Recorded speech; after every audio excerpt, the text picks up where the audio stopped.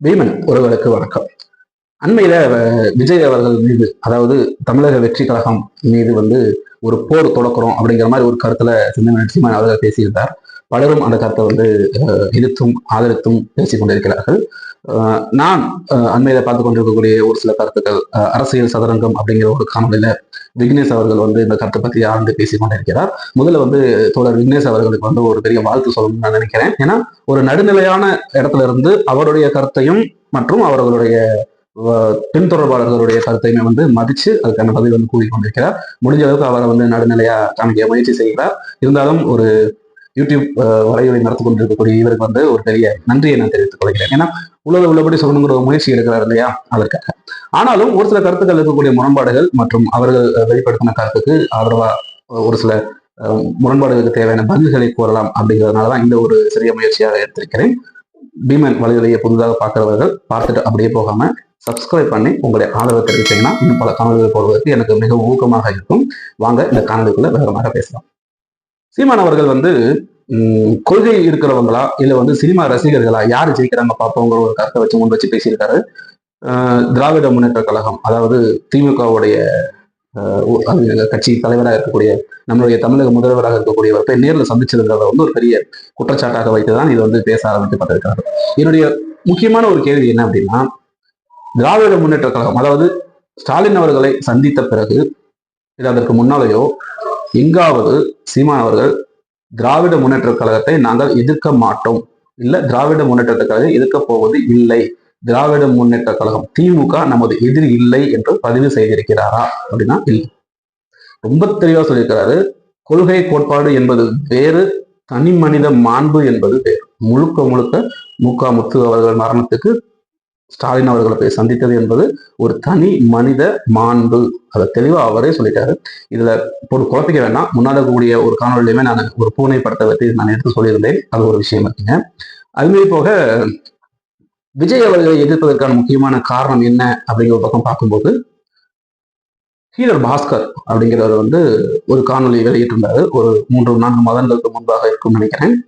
பினாமி டீம்னா என்ன அப்படின்னு சொல்லியிருந்தார். முக்கியமாக விக்னேஷ் அவர்கள் அந்த காணொலியை பார்க்கலன்னா ஒரு பார்த்துருங்க, உங்களுக்கு ரொம்ப ஆதரவாக இருக்கும். பினாமி டீம்னா என்ன? ஏன்னா இந்த காணொலியில விக்னேஷ் அவர்கள் சொல்லியிருக்காரு, யார் பி டீம்னு தெரியல அப்படின்னு சொல்லியிருக்காரு. யார் பி டீம்னு தெரியல அப்படின்னா கண்டிப்பா நீங்க இந்த பாஸ்கர் அவரோட வீடியோ பார்த்துக்க மாட்டீங்கன்னு நினைக்கிறேன். பார்த்தீங்கன்னா உங்களுக்கு அந்த அர்த்தம் புரியும். ஏன்னா அதிகமாக ஊடக வெளிச்சம் யாருக்கு இருக்கிறது? சீமான் அவர்களுக்கா, விஜய் அவர்களுக்கா? சீமான் அவர்கள் நடத்திய பஞ்சமநில மீட்பு மாநாட்டில இருந்து, கல் மாநாட்டில இருந்து, ஆடு மாடு மாநாட்டில இருந்து இத்தனை விஷயங்கள் நடந்த பொழுதும், இப்ப அண்மையில செம்மொழி அந்த இடத்துல இருக்கக்கூடிய பிரச்சனைக்கான மாநாடு நடத்த வரைக்கும் இந்த மெயின் ஸ்ட்ரீம் மீடியா, முக்கியமா இந்த செம்மொழி பிரச்சனைய எத்தனை செய்தித்தாள்கள் காமிச்சாங்க. ஆனா அதே போல் எத்தனை செய்தி ஊடகங்கள் விஜய் அவர்கள் முன்னெடுக்கக்கூடிய நிகழ்வை கவர் பண்ணி காமிச்சிருக்காங்கன்னு நினைக்கிறீங்க? சின்ன விஷயத்துக்கெல்லாம் ஊடகத்துல முன்னுரிமை கொடுத்து விஜய் அவர்கள் முதல் செலுத்திய மாநாட்டுக்கு ஆரம்பத்துல இருந்து கடைசி வரைக்கும் கவரேஜ் கொடுத்த பெரிய மீடியாக்கள் எல்லாம் இருக்கு. ஏன் கொடுக்கும்? சின்ன விஷயத்துக்கெல்லாம் பெரிய முன்னுரிமை கொடுத்து கவரேஜ் கொடுக்கணுங்கிற அவசியம் என்ன? இந்த மாதிரி பல கூறுகளை தெளிவாக ஹீரர் பாஸ்கர் அவர்கள் எடுத்து சொல்லியிருக்கிறார்கள். அப்படின்னு பார்க்கும் பொழுது உண்மையிலேயும் திமுகவால் எடுக்கப்பட்ட திமுகவின் பினாமி டீம், பி டீம் அப்படிங்கிறது ரொம்ப தெளிவா தமிழக வெற்றி கழகம் தான் என்பது தெரிகிறது. அதற்கு பின்னால் இந்த கட்சியை வளர விடுவதற்கான காரணம் என்ன தெளிவாக புரிஞ்சுக்கணும். முக்கியமா தமிழக வெற்றி கழகம் என்பது புதிதாக ஆரம்பிக்கப்பட்ட ஒரு கட்சி. இந்த கட்சி இனப்படுகொலை நடந்தப்ப ஆதரவாக நின்றாங்களா? இந்த கட்சி கனிம வள கொள்ளை பண்ணக்கூடிய விஷயங்கள்ல கலந்துருந்தாங்களா? ஊழல் செஞ்சிருந்தாங்களா? திருடுனாங்களா? மக்களை ஏமாத்தினாங்களா? அப்படின்னு குற்றச்செயல்கள் செஞ்சாங்களா? அப்படிங்கிற கேள்விகள் எல்லாத்தையுமே முன்வைத்து ஒரு கேள்வியாக ஒரு நண்பர் கேட்டார். அப்படிங்கிறதுனால விக்னேஷ் அவர்கள் கேட்டிருந்தாரு. இந்த கட்சி, தமிழக வெற்றி கழகம் எனும் கட்சி, நீங்க மேல் காட்டிய வேற எதையும் செய்யவில்லை. ஆனால் இதெல்லாம் செய்து கொண்டிருக்கக்கூடிய திராவிட கொள்கையை தூக்கி கொண்டு நிற்கிறார்கள்.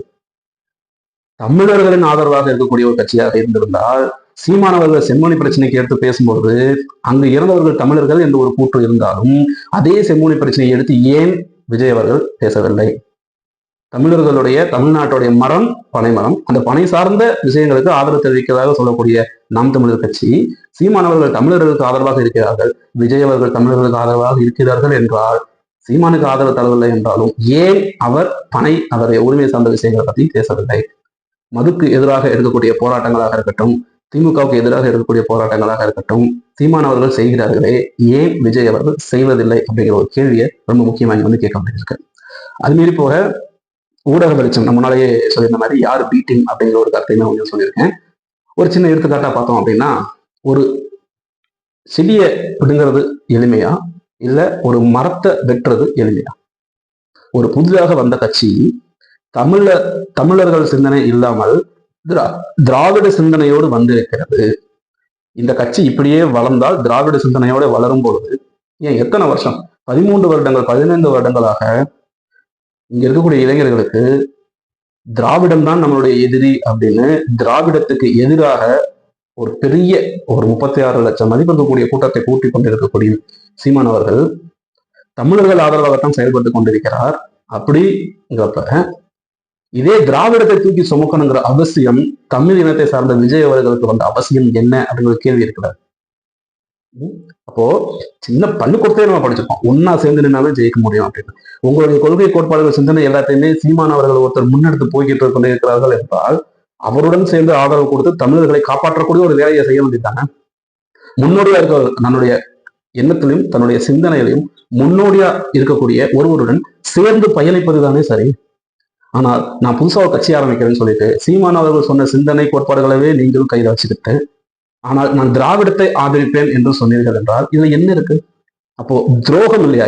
இது நம்பிக்கை துரோகம் இல்லையா? நம் இனத்தை சார்ந்த நம்மளுடைய எண்ணங்களை உள் வாங்கி கொண்டிருக்கக்கூடிய ஒருவன் எப்படி தமிழருக்கு ஆதரவாக நிற்காமல் திராவிடனுக்கு ஆதரவாக போய் நிற்க முடியும்? அப்படிங்கிறப்போ எவ்வளவு பெரிய துரோக செயல் இது. அப்படி ஒரு துரோகியை வளர விடலாமா அப்படிங்கிறது ஒரு கேள்வி உள்ளவர். அது மீறி போக சின்ன செடியா இருக்கும் போதேவும் ஒட்டச்சு பிடிச்சு விட்டுட்டோம் அப்படின்னா அது பெரிய மரமாக வளர்வதற்கான வாய்ப்பு ரொம்ப கம்மி. ஒருவேளை விஜய் அவர்கள் நாம் தமிழர் கட்சிக்கு ஆதரவாக வரணும் என்று நினைத்தார்கள் என்றால் இப்படியெல்லாம் இருந்தால் நாம் தமிழர் ஆதரவாக நம்ம போகவே முடியாது. அதனால நாம் அதெல்லாம் விட்டுக் கொடுப்போங்கிற எண்ணத்துக்கும் மாறலாம். ஏன்னா இந்த மாதிரி பல விஷயங்களை பேசி பேசி பேசி திரையில வரும்போதுதான் தமிழர்களை தமிழர் தான் ஆள வேண்டும் என்ற கருத்து ஆழமாக தமிழ்நாட்டில் பதிவாகி இருக்கிறது. ரஜினிகாந்த் அவர் கட்சி ஆரம்பிக்கணும்னு நினைச்சு கடைசியில் சீமான் அவர்களாலதான் கட்சி ஆரம்பிக்க எனக்கு விட்டுட்டேன்னு சொல்லியிருக்காரு. இல்லைன்னா அவரும் ஆரம்பிச்சுள்ள வந்திருப்பாரு. இப்ப திராவிட கட்சிகள் புதுசா ஒண்ணு வந்து பயங்கர வீரியமா வளருங்கிறீங்க. திராவிடத்துக்குன்னு ஒரு சித்தாந்தமும் கிடையாது, எதுவுமே கிடையாது. ஒரு திராவிடம்னால என்னன்னு தெரியல. அப்படிங்கிற பட்சத்துல அப்படிப்பட்ட ஒரு கட்சி எப்படி வளர்ந்து வந்து நிற்கும் அப்படிங்கிற ஒரு கேள்வி உள்ள வைக்கப்படுகிறது. இன்று முதல் செந்தமிழன் சீமான் அவர்களை போல் கேள்வி கேட்கக்கூடிய தன்மையுள்ள எந்த ஒரு அரசியல்வாதியும் இங்கு வரவில்லை. வந்தாலும் அவர்கள் திராவிடம் அப்படிங்கிற ஒரு கூட்டத்தை போய் விழுந்துட்டாங்க. ஏன் இதே மாற்று சக்தின்னு சொல்லி தானே கமலஹாசன் வந்தாரு. இன்னைக்கு அவரு கமலஹாசன் திமுக போய் சேர்ந்து கேட்டா நாட்டுக்கு தேவை அப்படின்னு சொல்றாரு. எப்படி? அதே மாதிரிதான் இன்னைக்கு விஜயும் வந்திருக்காரு. இந்த விஜயை போட்டு இப்ப சொன்னது முக்கியமான காரணம் என்ன? நான் திராவிட முன்னேற்ற கழகம் சார்ந்த விஷயங்களை போட்டு அடிச்சு நொறுக்கலான்னு போகும்போது இடையில என் தமிழன், என் உடன்பிறப்பு, என்னுடைய நண்பன், என்னுடைய அண்ணன், என்னுடைய சித்தப்பா, என்னுடைய பெரியப்பா என்று அவர்கள் வந்து இடையில நிற்கும் போது என்னால் அடிக்க முடியவில்லை. இனிமேல் அண்ணன் என்ன தம்பி என்ன, சொந்தம் என்ன பந்தம் என்ன, எவனாந்தாலும் அடிப்போம். நம்மளுடைய கொள்கை கோட்பாடு மட்டும்தான், நம்மளுடைய குறிக்கோள் மட்டும்தான் சீமான் ரொம்ப தெளிவா சொல்லியிருக்கிறாருங்கிறப்ப இதை என்ன குழப்பம் இருக்கு அப்படிங்கிறது கண்டிப்பா தெரியவே இல்லை. அதனால எப்பொழுதும் திராவிடம் தான் தமிழர்களுக்கான ஒரு எதிர்ப்பு. அதை உணர்ந்த பிறகுதான் சீமான் அவர்கள் பெரியார் அவர்களை எதிர்க்கிறார். அதை உணர்ந்த பிறகுதான் சீமான் அவர்கள் இன்று திருமாவளவன் அவர்களாகட்டும், அதே மாதிரி வைகோ அவர்களாகட்டும், அப்படி இருக்கக்கூடிய பலர் யாரெல்லாம் ஒரு மாற்று சக்தியின் உருவாகி வந்தாங்களோ, கமலஹாசன் ஆகட்டும், எல்லாருமே திரும்ப திராவிட முன்னேற்ற கழகத்துடன் இணைந்துதான் செயல்பட்டு கொண்டிருக்கிறார்கள் அப்படிங்கிற தெளிவா தெரிந்து கொண்டு இந்த தமிழக வெற்றி கழகமும் நாளைக்கு திராவிடத்துக்கு ஆதரவாகத்தான் போய் நிற்கும் அப்படிங்கிற கருத்தை தான் நான் என்னோட கான்செப்ட் சொல்றேன். முக்கியமா ஹீரர் பாஸ்கர் அவர்கள் பினாமி டீம்ங்கிற ஒரு கான்செப்ட் பத்தி சொல்லியிருந்தாரு. அதை வந்து நான் முழுசா எடுத்து சொல்லுங்கிறதுக்கான ஒரு அவசியம் இல்லை. கேட்டீங்கன்னா ரொம்ப சிறப்பாக அவர் சொல்லியிருக்கிறாரு. நீங்க யூடியூப்ல போய் ஹீலர் பாஸ்கர் பினாமி டீம் அப்படின்னு தேடி பார்த்தீங்க அப்படின்னா ஆட்டோமேட்டிக்கான காணொலி வரும். அதையும் நீங்க பார்த்து புரிந்து கொள்ள வேண்டும் என்று நான் நினைக்கிறேன். மற்றும் ஒரு காணொலி சந்திக்கிறேன். நன்றி.